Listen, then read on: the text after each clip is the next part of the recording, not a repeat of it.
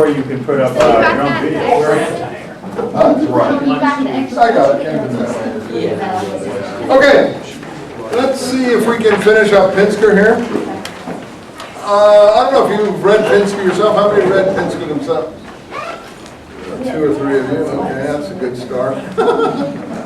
That's what I always expect. That's why I do this. You say, well, it makes us lazy because it makes us not read. No, I don't think it does. I think you probably would be in the same state whether I'd read it or not. But on the other side of it, my having read it makes you want to read it again yourself, and that gives it a double, triple read. And I think that's important because, in fact, it's what these guys say that's important, not me. I didn't create the history. They created the history. You scratching or asking? No, yeah. I think that Pinsker is really a self-fulfilling prophecy for the state of Israel. I think it's amazing. Yeah, I think he addresses the Arabs in a sense, if you look really into it. And also, all about emancipation. I think it's very slow. I think Pinsker is really impressive. I'm not reading anyone who I don't think is impressive here. I mean, Hess is pretty impressive, but, you can see that he's a bit of a dancer. He moves from one thing to the next and rides that one and so on. But, he's pretty eloquent when he gets going. But, and those early ones were interesting that they could have had those ideas so early. But now Pinsker, you're really getting into tough stuff. Look at this. He wants a secure home, page 194, like Herzl will afterwards. If we would have a secure home, he says home, Herzl wants, that's why Herzl's called political Zionism. He wants, you see, all these things have been already foreseen the problems. We must have a secure home so that we may give up our endless wandering and rehabilitate our nation in our own eyes and in the eyes of the world. We must, above all, not dream of restoring ancient Judea. The goal of our endeavors must be not the holding but a land of our own. Well, I'm not sure about all that. That's something that one would have to argue about in terms of whether you're theologically evangelical or fundamentalist or something, or what you think it should do. See, he doesn't think that we need a land necessarily in Palestine. And that becomes a big issue later. Herzl is all offered by the British Uganda. Interestingly enough, Uganda. And Herzl is, that's incredible that he was offered a place for this resettlement idea that Pinsker's already talking about. Not Palestine. The British didn't have Palestine at that time. And we'll see that this will be Herzl's huge defeat, because when he comes to the Zionist Congress and proposes accepting Uganda, all the religious Jews of Eastern Europe who are now turned on somewhat by the idea of the Zionist Congresses that he founded will reject it. And it'll be a huge tragedy. It will kill him. He will not a year or two later die of a heart attack. I don't think he wanted Uganda as a final place. It was going to be a sanctuary, a stepping stone, a place for what Pinsker is talking about here. They don't think they can restore ancient Judea. We need a large piece of land for our poor brothers. You see, it's basically not for him, Pinsker. He's fine where he is. I think that's the weakness of what he's saying here. It's not fair then just going to send the poor people there. It's only these which have made our fatherland, the Holy Land, and not Jerusalem or the Jordan. Perhaps the Holy Land will again be ours. And I think that's how Herzl sees it. That at if Palestine becomes available, then we will go there. But for the time being, we need a sanctuary. If so, all the better. So he sees the coming problems. And this is the crucial point. We must determine what country is accessible to us. And also we'll be able to adopt an offer to the Jews of all lands. Because we must leave these homes and go to a secure and unquestionable refuge, which we are also capable, which we must be capable of making productive. I've changed the language a little bit to fill in what we're talking about. Okay, so now he says, there are, in the life of peoples, just as in individuals, there are moments that which do not recur. Yeah, I think he's right there too. You know, there are time taken as flood leads on to fortune, as Shakespeare put it. very eloquently in Julius Caesar, and then there are times that you miss the point and they lead on to disaster. What happened to the American government in Iraq was that in 1992, if they had done what they tried to do in 2003, it could have easily been accomplished without a lot of pain and strain, because the other side didn't have 10 years to prepare the present terrorist campaign to undermine it. So there's a time when taken at its flood, if you hesitate, you don't get. Junior Bush comes back, tries to do what his father didn't do, bang, look at the mess. So you said it always would have been a mess. No, I don't think so. I don't think so. This was prepared and developed in the last 15 years since 1992. So anyway, I don't want to get into politics in that sense, but I'm just trying to illustrate the idea that you have a moment, and the Jews have a moment, he thinks, here in the 1880s. And we see what did eventually transpire. So we're now passing through such a moment. The consciousness of the people is awakened. We feel not only as Jews, but also we feel like we are men. We don't feel like we're just, some sort of low, peddling vermin. And we must first desire to help ourselves. Only then will others help us. The help of others will be sure to come. He understands human nature, I think, so well. He speaks about honor, you see. The next paragraph down. That's all the more reason why we should strain every energy to the task of ending our national misery in an honorable fashion. We must go to work, resolved, ready for sacrifice, and God will help us. You can't sit waiting for the Messiah to come. You can't expect some guy to come down from heaven and lead you someplace. You have to roll up your sleeves and get to work and bring it about yourself. Auto-emancipation, that's what he means. Okay, we don't have a leader like Moses, he says. You don't get such people all the time, he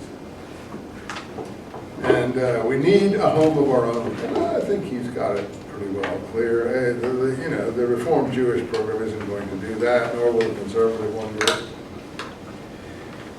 And so he goes on to that. 197, the land which we're about to purchase, and he means purchase it, not steal it, must be productive and located in an area sufficient to allow settlement of several millions. We're talking about millions, not thousands. And it must be a national property which is unalienable. So, he understands that issue of the fact that it can't be like the British theater didn't give it. Can't be given with one hand and taken back with the other, like the UN Declaration in Palestine, and which says something like, the Israelis after the 6-Day War will withdraw from territories in exchange for peace.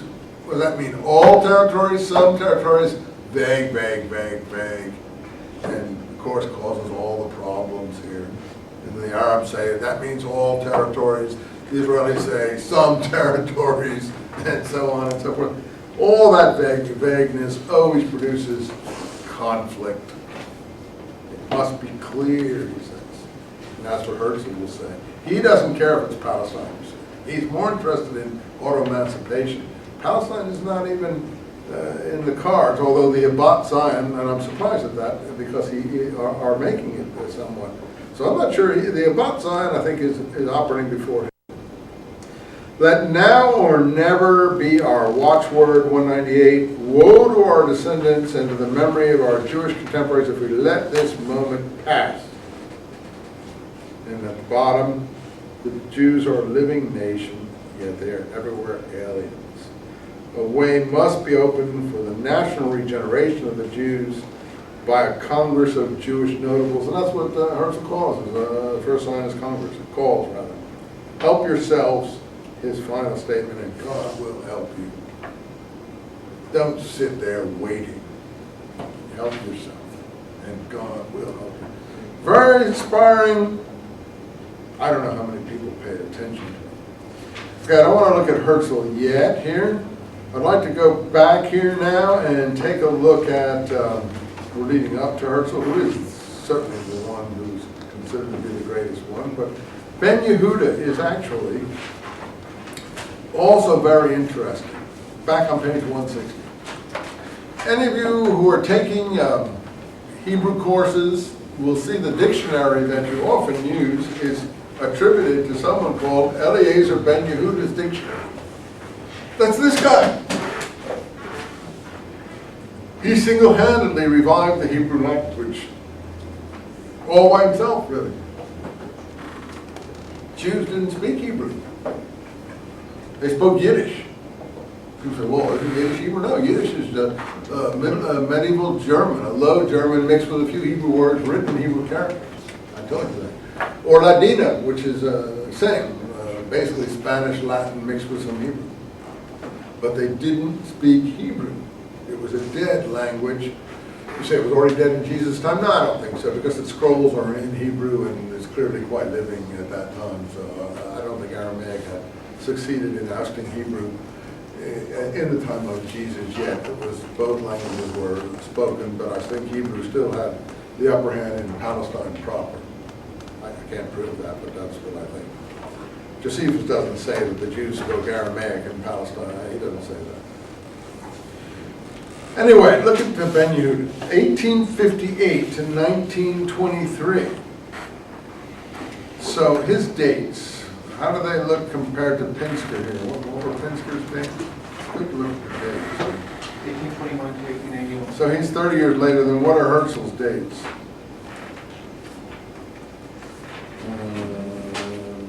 1860. So Pinsker's, Ben Yehuda is 2 years earlier than Herzl. He's older than Herzl.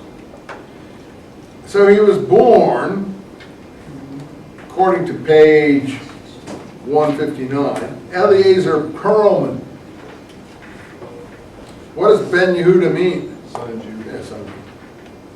He Hebraicized his name in 1879. That's pretty early. That's when he was, look, before Pinsker's writing, when he's 21 years old.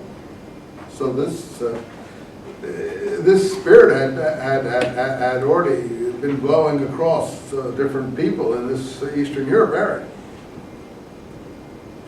He was from Lithuania, which is on the Baltic Sea there, northern Russia. So he left the yeshiva, went to a technical scientific school. I think Lithuania was outside the pale. He could do that kind of thing.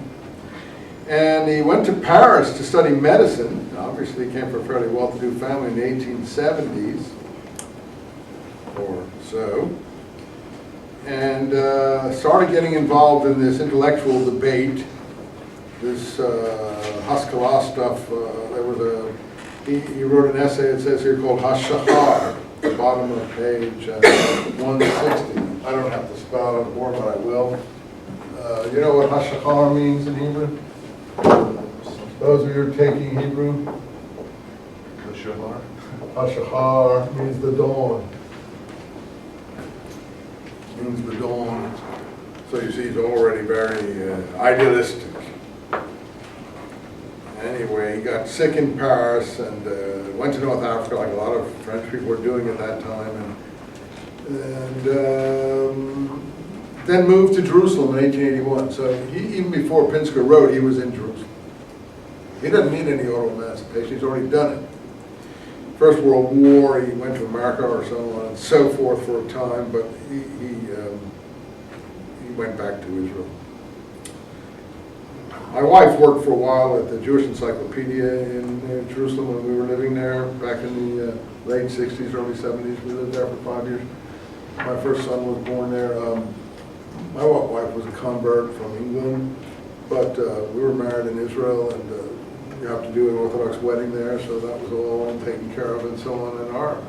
And she worked at this place called the Jewish Encyclopedia, the Encyclopedia Judaica, where they're putting together that huge volume of books, because she had worked in journalism prior to that.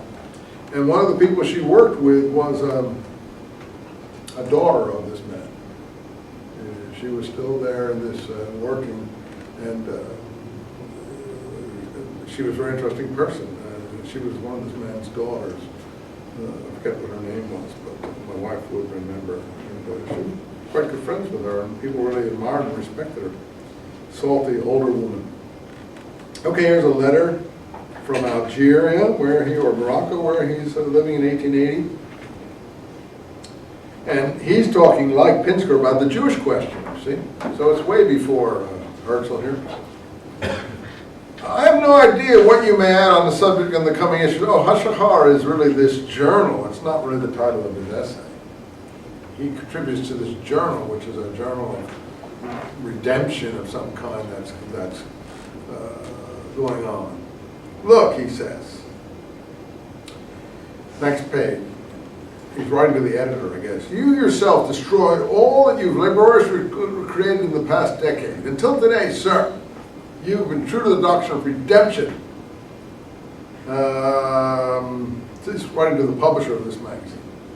So much so that in one of your books you express the conviction that whoever abandons his hope ceases to be Jewish, or a Jew. You've striven to reveal the ruins of our people, and you have invaded against what? The Enlightenment of Berlin. Ah, there it is.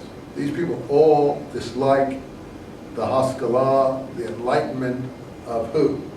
Mendelssohn and his inheritors and successors. What they call the Enlightenment of Berlin, and particularly the Jacobson and all those types, Geiger and so on. Its progenitors, that's Mendelssohn too, for having banished the hope of their people's redemption from the hearts of their followers. So he said, for them redemption is returning to Palestine, land of the forefathers. And again, we have spared, next paragraph, being a living nation. And they're all talking about the same stuff. This is in the air here. Today we speak alien tongues, but tomorrow we will speak Hebrew. So look, if redemption inspires you, he says, next to last paragraph at the end, how come you came to the conclusion that Hebrew language is dead? Writing the publisher must have read an article about that. Unusable in arts and sciences, only for matters pertaining to religion or the heritage. Look, I am a believer in the redemption of the Jewish people. I would have discarded Hebrew long ago if I were not. I would agree with the maskilim. What's a maskilim? Someone who practices Haskalah. Ma is someone who does something. It's in Arabic and Hebrew too. Muhammad. In Arabic it's mu, in Hebrew it's ma. Muhammad. Mu is someone who makes hamad. Hamad is to praise. Muslim. Mu is someone who does Islam. Mu is the person who does it. Islam is the name of what he does. Surrenders, forcibly makes peace. Muslim. In Hebrew it's masculine. Someone who does Haskalah or practices this enlightenment stuff of Berlin. Having despaired of redemption, they can see no other use for this language except as a kind of bridge. What is Hebrew to a man who is no more a Hebrew? And he talks about, you see, the science of Judaism. Why indeed must the science of Judaism be expressed only in Hebrew? Apparently he thinks that's how it must be expressed. Anyway, you saw our youth, next page, abandoning the tongue of their ancestors. You therefore struck out on a new path, spoke about being a spiritual nation, that our life is different from the lives of other people. Middle of that page, 162. If you desire to save your nation from the deadly bite of the maskilim, you see, they're aware how difficult and maybe deadly this situation is for them. You created these assumptions in your own mind. You heard the maskilim of Berlin say, no people can survive without a land. We dwell on foreign soil, therefore we are no people. So they drew the opposite conclusion. Since we have no land and we're living in foreigners, therefore we must be not a people, we must just be Germans of the Mosaic persuasion, Frenchmen of the Mosaic persuasion. We are not a people. And so on and so forth. 163 talks about Zerubbabel and Nebuchadnezzar. You can read that yourself. Finally, bottom of 163. Can't we see that our people's end is approaching? This is 1880 again. Is the Berlin Enlightenment alone the cause of all this evil? Actually, even a country where the Jews never heard of Moses Mendelssohn. He doesn't like Mendelssohn. Or his teachings. Jewish youth is repeating the pattern of Jews in Germany, and that's still going on in America. By turning away from the people and from the language of its forefathers, the Muscadim of Berlin wrote many books, created elaborate theories to prove that we are not a people. It's plain for all to see, sir, bottom of that page. Our youth is abandoning our language because in their eyes it is dead and useless. So, he says, all our efforts to make them appreciate the importance of the language to us, the Hebrews, will be of no avail. Only a Hebrew with a Hebrew heart will understand this. Let us therefore make the language really live again. Let us teach our young to speak it, and they will never betray it. Let us increase the number of Jews in our desolate land. Let the remnants of our people return to the land of their fathers. Let us revive the nation, and its tongue will be revived too. I'll get to the point in a minute. I just want to read you, this guy is very inspired, obviously, about these things. 164 in the middle of the page. The land of our fathers is waiting for us. Let's colonize it, and by becoming its masters, we shall again be a people like all others. Such words be listened to attentively, for the human hearts are even the heart of a mosquito. It's tender. True, the Jewish nation's language died together, but it was not a death of natural causes. Not a death of exhaustion like the death of the Roman nation, which therefore died forever. The Jewish nation was murdered twice. And now we can say perhaps thrice. Both times when it was in full bloom and youthful vigor. And just as a revival of the first exile from the land, for the death of the nation that had murdered it and rose to a higher spiritual material state, so now too, after the death of the Roman nation which murdered it, it will rise even beyond what had become the second exile. Very passionate, as you see. Finally, his conclusion. Last page. I therefore contend, sir, that if we stray from the right path, we have strayed. It is senseless to cry out, let us cherish the Hebrew tongue, lest we perish. The Hebrew language can live only if we revive the nation, return to the fatherland, or whatever you want to call it. In this last instance, that's got a bad rep now, we maybe should use some other name. In the last analysis, this is only the way to achieve our lasting redemption. Short of such a solution, we are lost forever. The Jewish religion will no doubt be able to endure even in alien lands and will adjust its forms to the spirit of the place, again, zeitgeist, and its destiny will parallel that of all religions but the nation. Therefore, we must turn our attention to what this people will be in the end of days. You see, he's like a evangelical in that regard. He talks about the end of days. In all that I have said, sir, was your spirit speaking to me. You were the first of the Muscadim to raise the banner of redemption, etc. Okay, the point here is that he says that the people and the nation, that the nation and the language will revive together. What did Ben-Hur do? When he went to Palestine, he was a total dictator. He wouldn't let anyone in his household speak any language but Hebrew. He banished all languages, even though I don't even know how well he knew Hebrew or spoke it. And he single-handedly revived the language in his household in Jerusalem, and by his example spread to others living in Jerusalem. He did it by sheer willpower. And actually, he does the dictionaries that you, if you do Hebrew classes, probably still all use. We used to use them when we did those classes at the university. But anyway, you see where he's coming from. Even before auto-emancipation, he goes further. He wants Hebrew too. And he succeeds. Now, I am not sure that, it's a tremendous achievement single-handedly to revive a dead language. And he did do it single-handedly through his example, others following. But of course, Hebrew is good for the country in Israel, but it makes life a little difficult for newcomers. It's very difficult, and it's very hard to assimilate, if you go there, because they're all speaking Hebrew, which they learned at birth, and it's a very difficult language to learn. not because of the amount of the vocabulary. The vocabulary is not great. You know, it doesn't have a huge vocabulary. In fact, it's a very compressed language. But it doesn't sound like the King James Bible at all. It's, you know, it's not all flowery and eloquent. It says in few words what the King James Bible puts in Shakespearean English, which is a great achievement, the King James Bible, for all that. But you see, it has no vowels. So you have to speak it before you can read it even. So, okay, the Bible is voweled, and prayer books are voweled, but the newspapers, the common language has no vowels.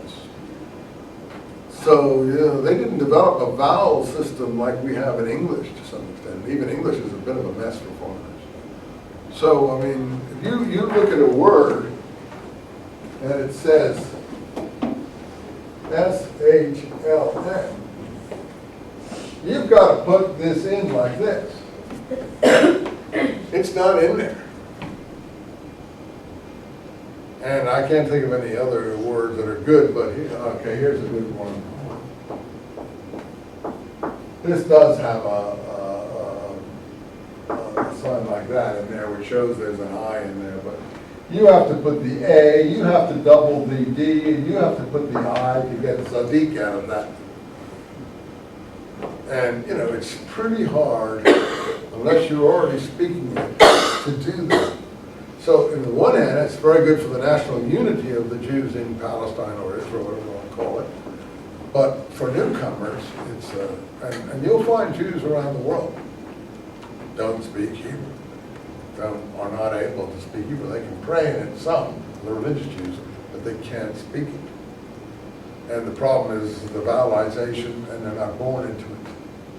So he did achieve a great thing, but on the other hand, I'm not sure if everyone spoke English in Israel today. I don't know what that would affect, but it would make you know, reception of outsiders much easier. I guess it wouldn't be a good thing.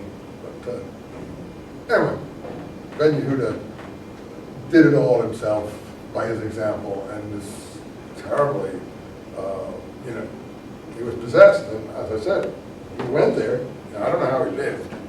Yeah. I heard he wouldn't speak with his own mother. He shouldn't speak. Wouldn't speak anybody, except he wouldn't speak, and he wouldn't let his children, and he wouldn't do it either. What was that woman's name? It's on the tip of my tongue.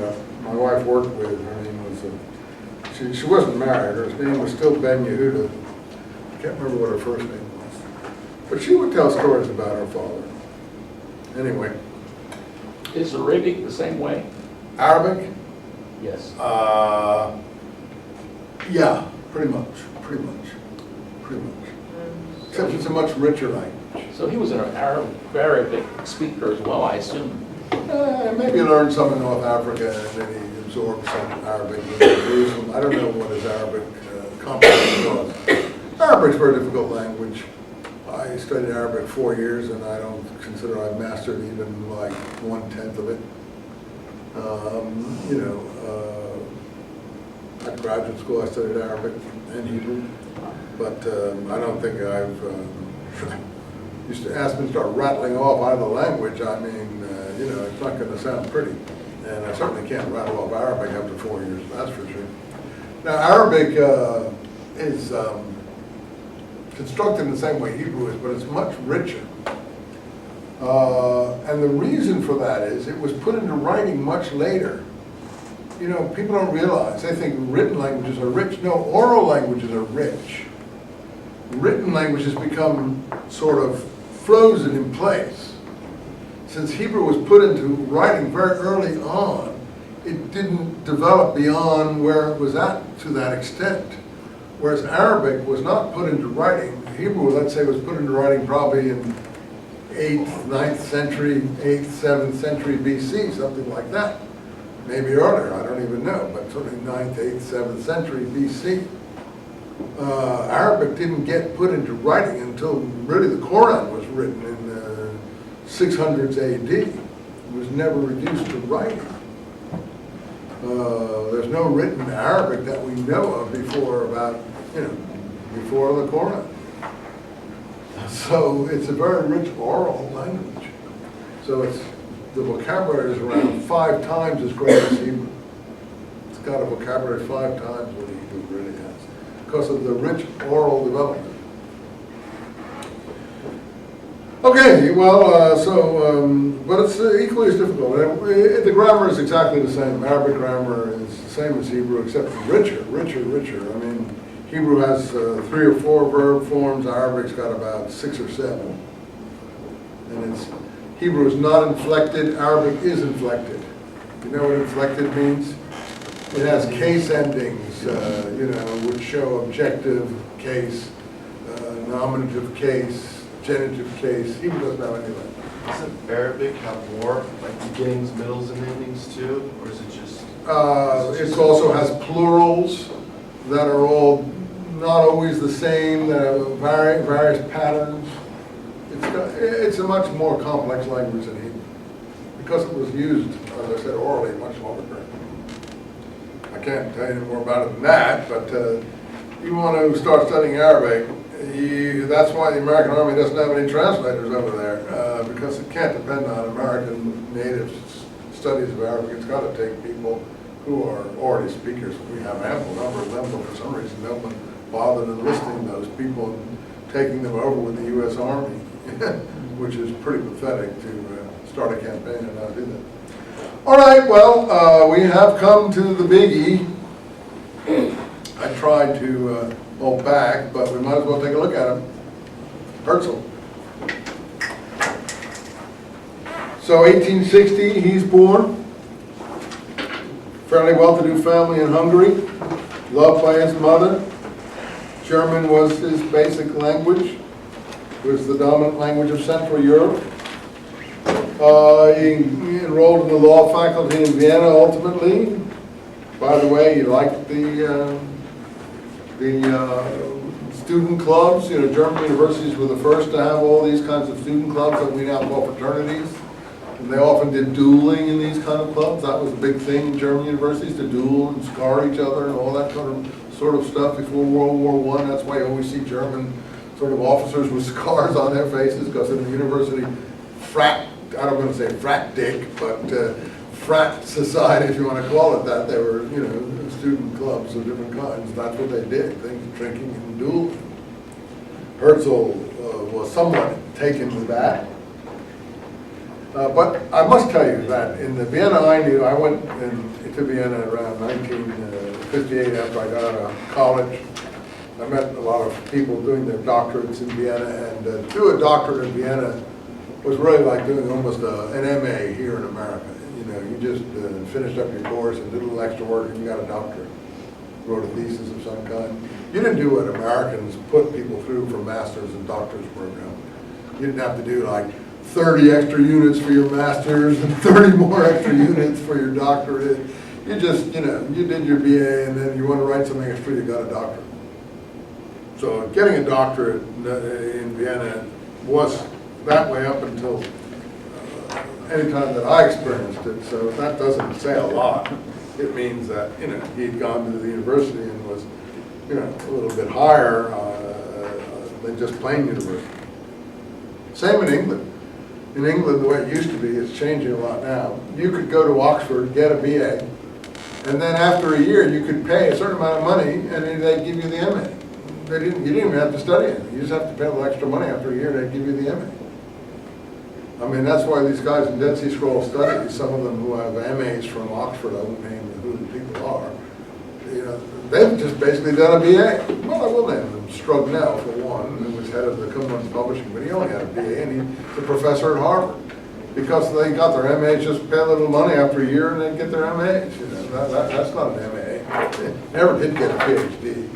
And so, not necessarily that one should or shouldn't. I'm just saying that you don't realize that some of these European degrees aren't like what the hell they put you through here in America for these degrees. And you should realize that. So don't put down the education, maybe you should put it down, but that you pay in blood for the education you get. They put you through the ringer here for higher degrees. Anyway, so they wouldn't give them up so quickly. Look, he practiced a little bit, and then he liked the idea of being an essayist. They call here a feuille. It's a French word, feuilletonist. A feuille means a papier writer, someone who writes papers. Anyway, and he also liked the idea of possibly of writing a novel. He thought Disraeli wanted to be a novelist too. They all seem to want to be novelists. And at one point he says, well, even if this idea doesn't work, I can write a novel about it. He says at one point. He's a romantic and so on. He's a totally secular person. I don't think you would call him reform, conservative, or anything. He's just totally secular Jewish person. I don't think he practiced religion per se. But he didn't abandon his identity either. Anyway, he got in the famous Vienna newspapers, I told you, the Neue Freie Press in 1892, and he was sent as foreign correspondent to Paris. And I told you the story a little bit. And he got there right in the middle of the Dreyfus affair. By the way, Bush, you got the Dreyfus thing a little bit mixed up with some other material in your identification. Yeah, I was noticing that. Yeah, I suppose it was because you were double thinking or whatever, but that's a century later than where the one you were supposed to identify there. You meant, I think, Mendelssohn, not Dreyfus. But in any case, it doesn't matter. The Dreyfus affair is in the 1890s. And he gets there just in time to see this situation.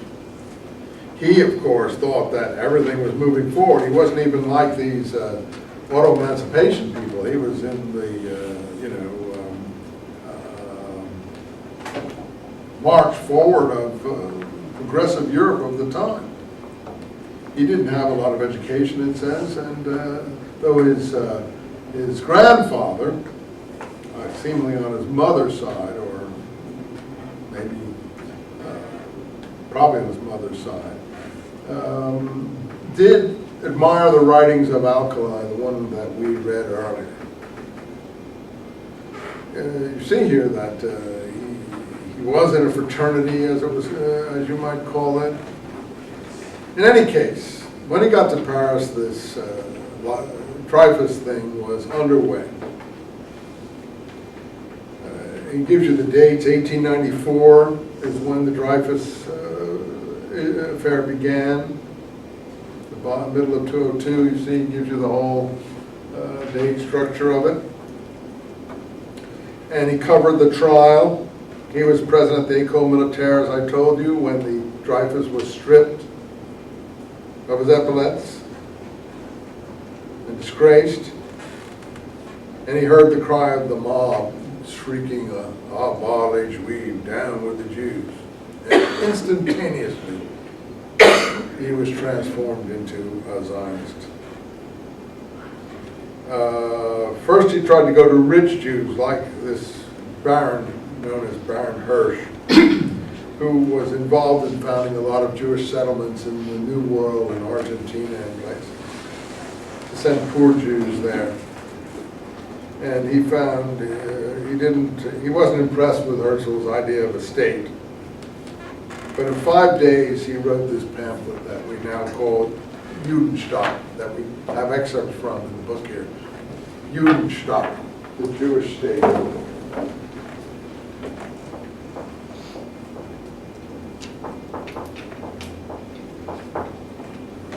Judenstaat,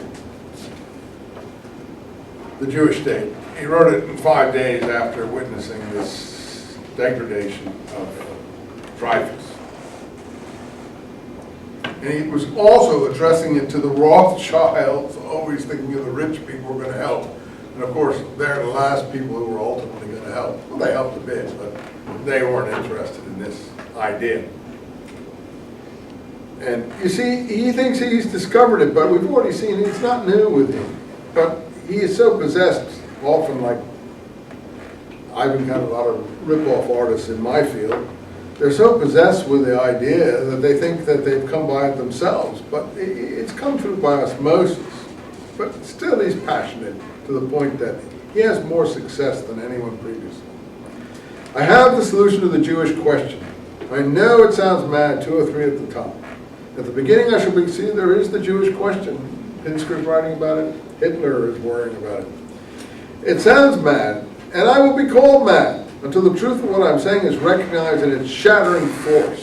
See, he can write, and maybe some others really maybe can't write, as a journalist or an essayist can write.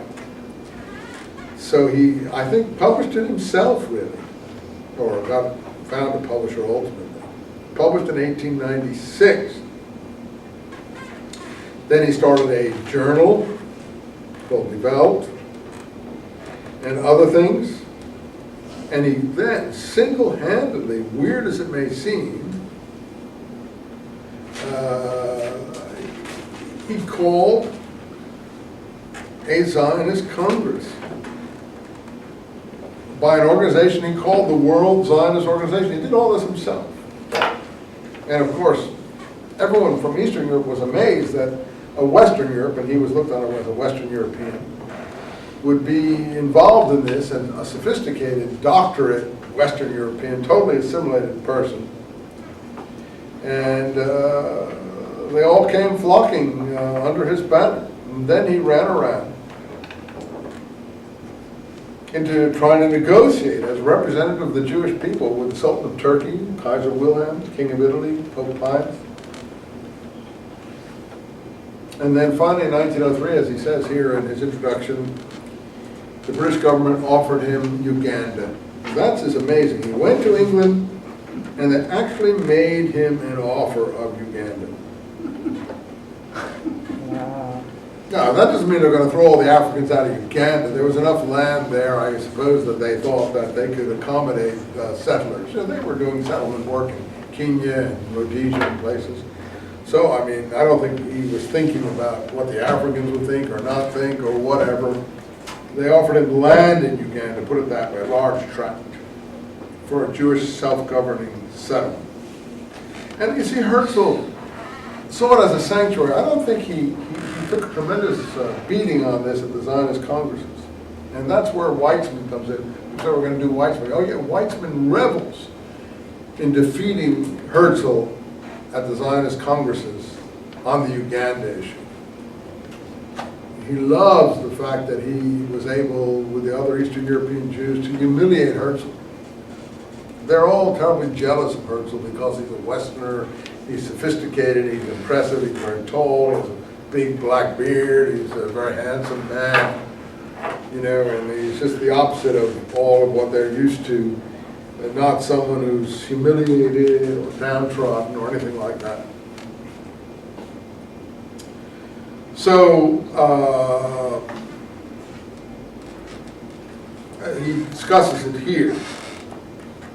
There's a huge conflict at the Zionist Congress, and they all said that it could only be Zion. It can only be in Zion, and they rejected the offer of sanctuary in Uganda. I don't think Herzl thought that as the final place. Now, was Herzl right or wrong? You don't know, who knows what history would have been. If the Jews had had sanctuary in Uganda, could they have escaped the Holocaust? Would Hitler have let them go? Hitler was interested in the Madagascar project. He wanted to ship all the Jews off to Madagascar for a start, but that never panned out. And then at the Wannsee conference in Berlin, they decided on the final solution. Would Hitler have been satisfied with shipping them all off? The British weren't going to have them all in Palestine, so that was never, they closed the gates. America closed the gates here. Wouldn't let any refugees in from Europe in the 30s. The great Roosevelt was really somewhat of a racist, actually. Truman wasn't, but Roosevelt was. He was an aristocrat. He thought he was wonderful. And he didn't like vermin and lower peoples of different colonies. And there was no Jewish refugees. They slammed the gates of America closed in the face of the Hitler phenomenon in the 30s. The Ship of Fools describes the voyage of people who were locked at sea, couldn't land anywhere. I think they finally only could land in Cuba. There's a movie that was made on this matter. But it was a true historical episode. Anyway, he died in 1904 after he was rejected in 1903. He wasn't worn out. I think he got malaria in Palestine when he was there. He did wear himself out. He was only, how old was he when he died? 44? 44. Terrible loss to the Jewish people. You know, this is what happens to people. Great figures are removed prematurely. It happened in the Lincoln thing. I don't think the 1875 date would have been throwing in the towel if Lincoln had been taking care of the situation from 1865 to 75. But he was removed, I believe, by a Southern plot. They wanted to kill everyone they could in the government, and they succeeded in the most awful way for all of us on that particular point, and we all paid the price. Anyway, here's the first entry in his diary in 1895. This is lovely to read, but on the other side, it shows he's a little bit unsure of himself. It was right after seeing the Dreyfus degradation and getting the original idea and then putting it into writing. I have been occupied for some time past with a work which is of immeasurable greatness. He knows that his work is of immeasurable greatness. I cannot tell today whether I shall bring it to a close. It has the appearance of a gigantic dream, but for days and weeks it has filled me, saturated even my subconscious. He is possessed. It accompanies me wherever I go, broods above my ordinary daily converse, looks over my shoulder at my petty comical journalistic work, disturbs me, intoxicates me. Though he admits that he's totally possessed by this idea, Judenstadt. What it will lead to is impossible to imagine, but my experience tells me that it's something marvelous. But then he says, even as a dream, and that I should write it down, if not as a memorial for mankind, then for my own delight or meditation later on. You see, he's already taking it back a bit. He doesn't. If the romance does not become a fact, at least the fact can become a romance. Title, The Promised Land. This is only his diary, you know. But the fact is that he's aware that he's totally possessed by this idea. So here we have on page 204 the materials from the Jewish state. And this is the bedrock of what is known as political Zionism.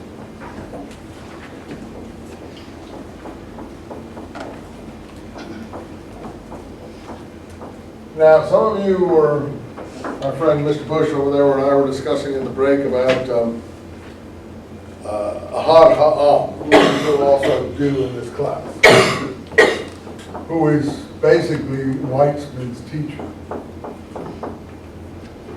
Ahad Ha'am took this name, like Ben Yehuda, but even more pretentious, I think.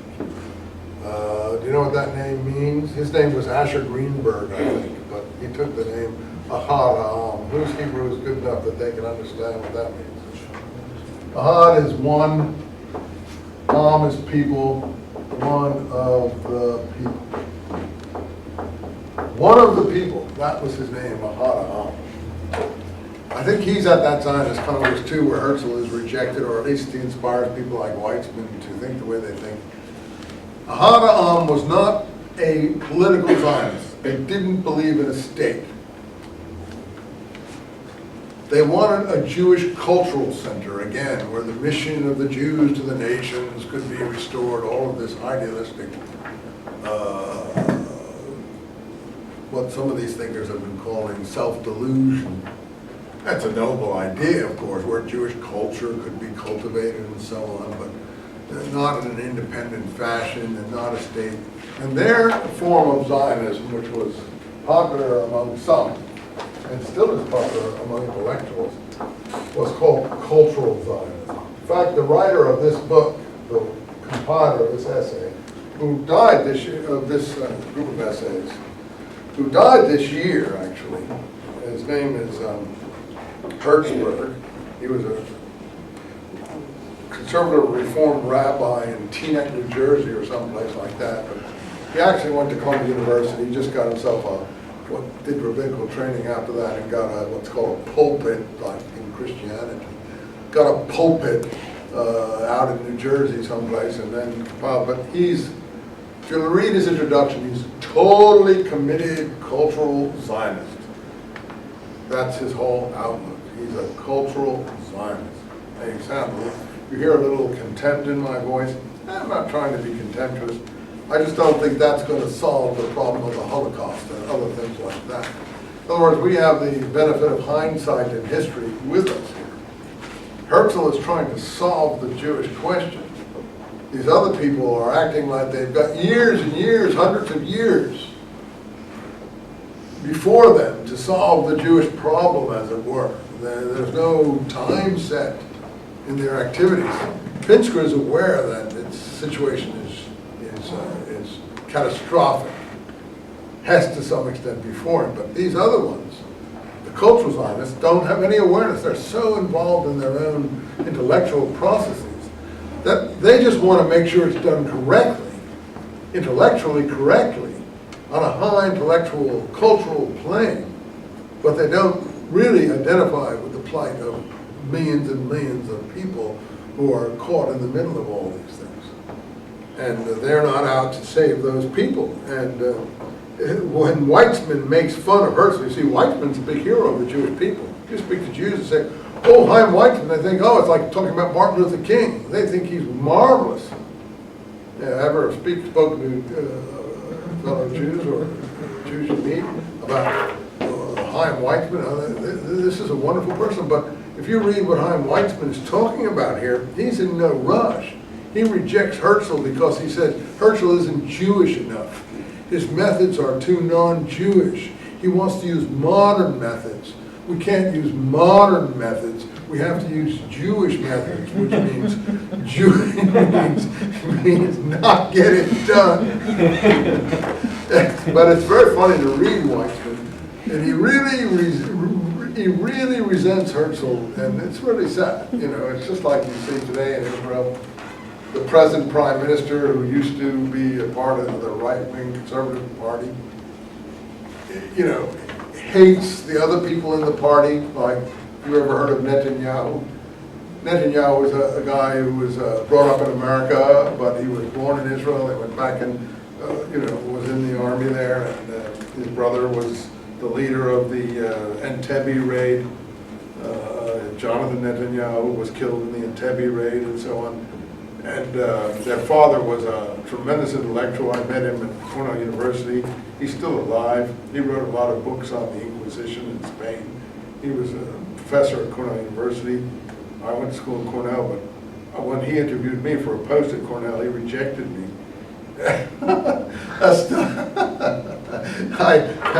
He thought that, I guess he thought I wasn't, quote, Jewish enough or something like that. But the point was, I don't hold it against him necessarily. I think he was stupid to do that. But the point is that he interviewed me for a post back in Jerusalem when I was living there and finishing my doctorate from Columbia in the early 1970s. But the point I'm trying to make is the father was a secretary of this fellow called Jabotinsky. And we'll read about Jabotinsky is really the heir to Herzl.